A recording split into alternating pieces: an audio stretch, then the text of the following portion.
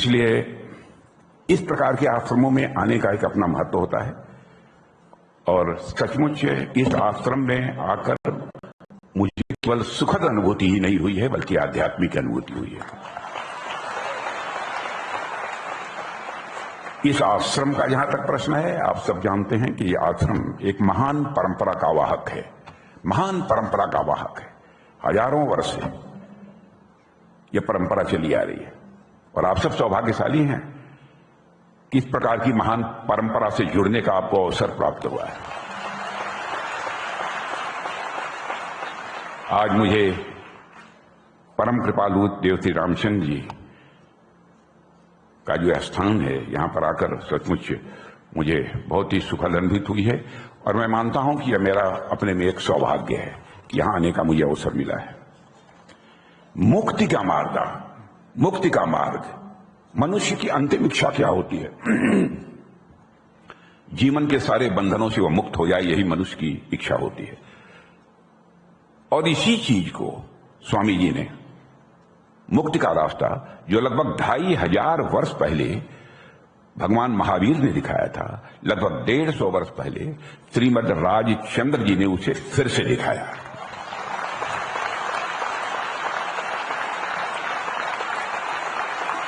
और उन्होंने, मैं कह सकता हूं कि नए युग के लिए आध्यात्मिकता की, स्पिरिचुअलिज्म की एक नींव रखी है, फाउंडेशन स्टोन रखा है।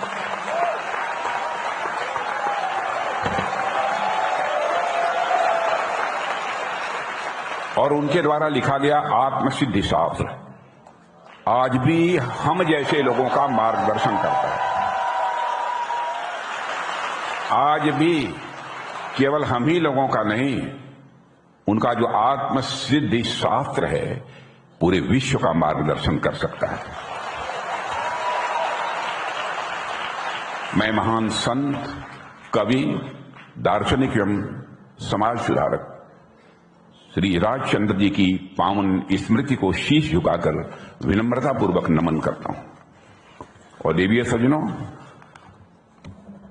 2022 में प्रधानमंत्री मोदी जी ने Shrimad Rajchandra Sarvamangal centre of excellence for women का वर्चुअल शिलान्यास यहां किया था और आज गुरु जी ने, परम पूज्य गुरुदेव श्री राकेश जी महाराज ने आज इसका उद्घाटन करने का मुझे अवसर प्रदान किया है।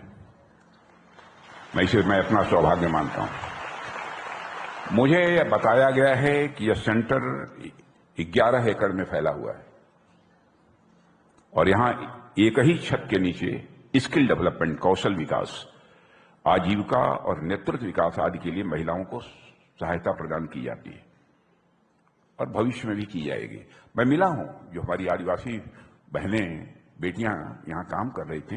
मैं सचमुच वहां पर अभिव्यक्त नहीं कर पाया, एक्सप्रेस नहीं कर पाया, लेकिन मैं बहुत ही इमोशनल हो गया था उनको देखने के बाद, बहुत ही भावुक हो गया था।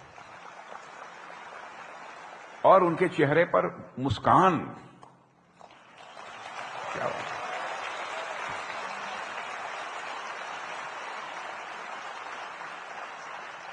आदिवासी बहनें और बेटियां किस प्रकार से अपनी जिंदगी गुजारती हैं आपको बतलाने की जरूरत नहीं है, लेकिन उनके चेहरे पर जब मैं मुस्कान देखा, मैंने कहा वो यहां आकर वो प्रसन्न है।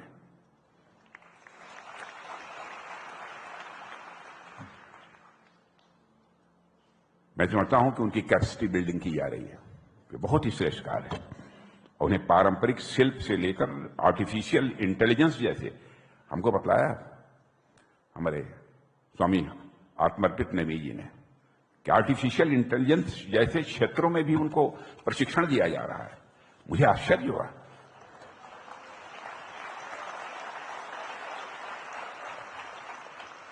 इससे गुजरात के ग्रामीणों, गरीबों और आदिवासियों और विशेष रूप से दक्षिण गुजरात की हमारी माताओं बहनों को बहुत ही लाभ होगा। और मैं तो एक हाथ जोड़कर विनम्रता पूर्वक स्वामी जी मैं निवेदन करना चाहूंगा कि आप गुजरात तक ही सीमित मत रखिए इस आश्रम को।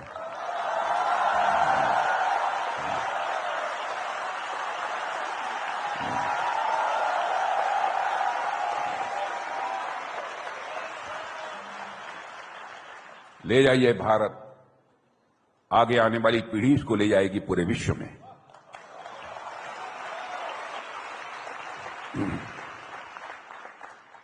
मैं समझता हूं कि हमारी माताएं बहनें, जो भी हमारी बेटियां यहां काम कर रही हैं, वह केवल सशक्त ही नहीं होंगी बल्कि वह आत्मनिर्भर भी होंगी। आत्मनिर्भर होंगी, आत्मनिर्भर होंगी, अपने तरीके से आध्यात्मिक चिंतन करने का उन्हें अवसर भी प्राप्त होगा, समय भी मिलेगा। और मेरे बहनों भाइयों, महिलाओं ने यह सिद्ध कर दिया है कि जब भी उन्हें समान अवसर मिले हैं, उन्होंने पुरुषों के बराबर या उनसे बेहतर काम किया। और यह मैं आज की बात में, आप लोगों ने ताली नहीं बजाई, उधर तो बजे।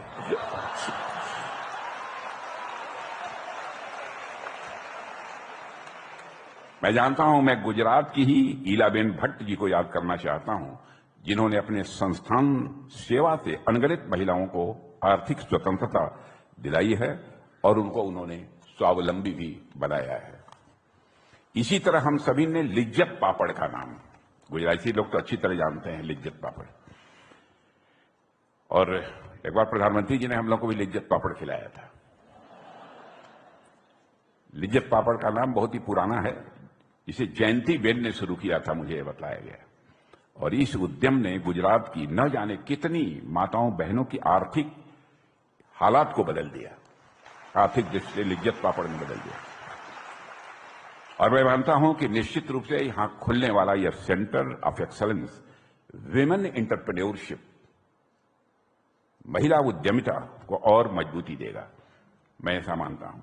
और मुझे यह जानकर अत्यंत प्रसन्नता भी हो रही है कि यह कैंपस पूर्ण रूप से ग्रामीण महिलाओं द्वारा खुद संचालित किया जाएगा।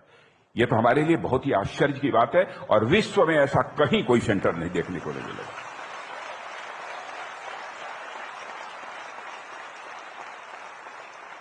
और स्वामी जी, इस सोच के लिए मैं शीश झुकाकर आपका अभिनंदन करता हूं।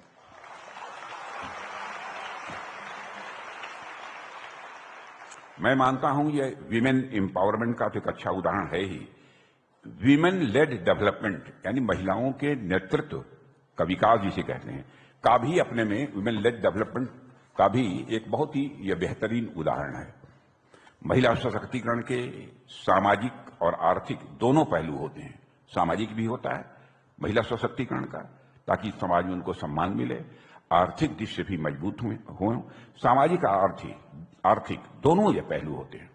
और मैं मानता हूं कि यह कैंपस आर्थिक सशक्तिकरण के साथ साथ सामाजिक सशक्तिकरण को भी बढ़ावा दे रहा है।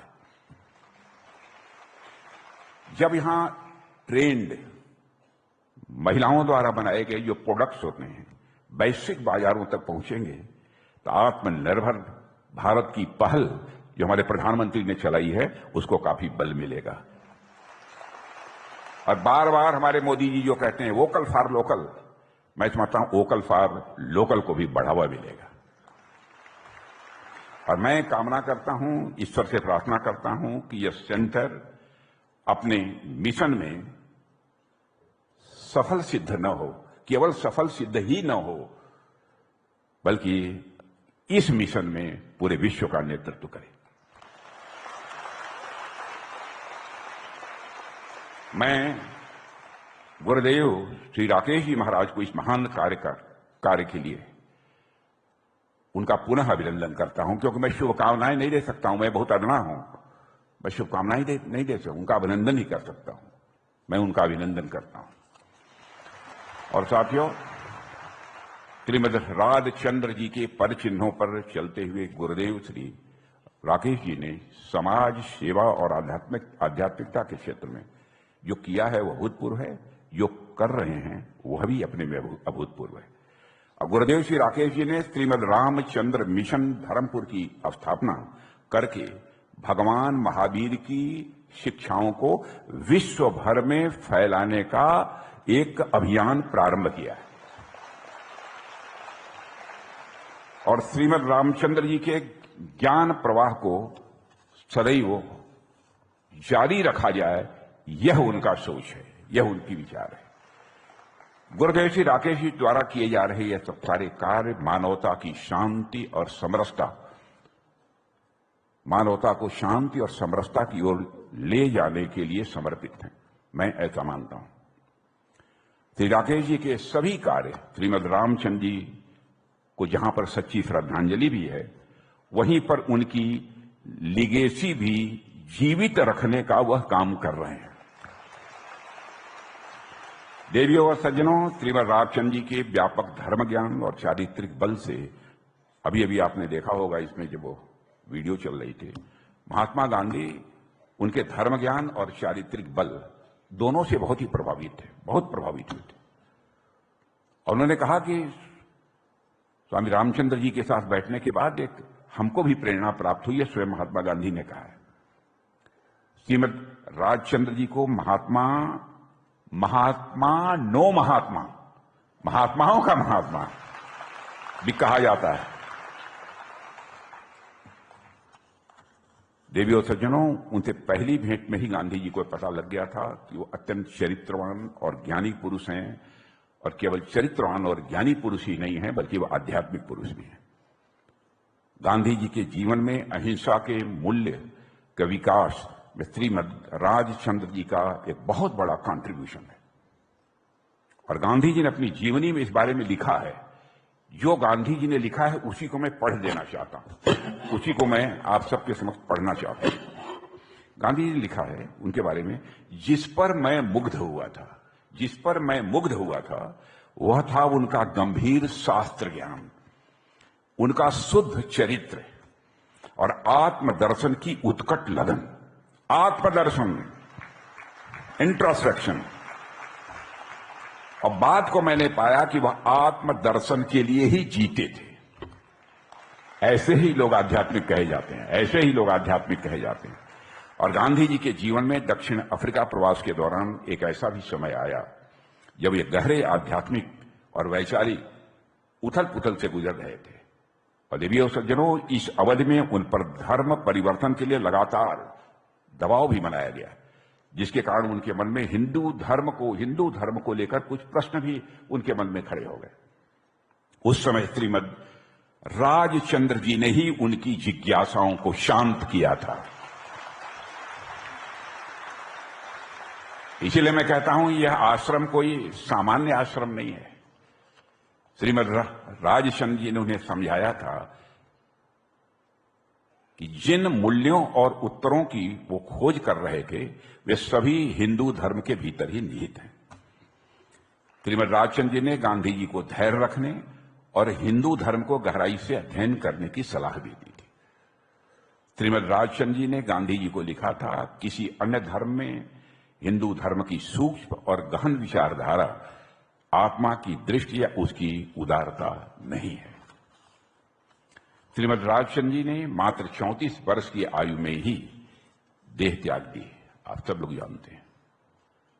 ऐसे ही स्वामी विवेकानंद जी ने 39 और 40 साल की उम्र में ही शरीर त्याग दिया था। देखिए क्या होता है ऐसे बड़ी विभूतियों का। लेकिन अपने अल्प जीवन में ही श्रीमद रामचंद्र जी ने जो विरासत छोड़ी है वह सदियों तक हमारा मार्गदर्शन करती रहेगी, ऐसा मेरा पक्का विश्वास है। और समय ने उनकी प्रासंगिकता को कम नहीं किया है, बल्कि मैं कहना चाहता हूं उनकी प्रासंगिकता निरंतर बढ़ती जा रही है। देवियों और सज्जनों, यह एक सुखद संयोग है कि वर्ष 2025 में श्रीमद रामचंद्र जी के धर्मपुर की धरती पर पावन आगमन के 125 वर्ष पूरे हुए हैं।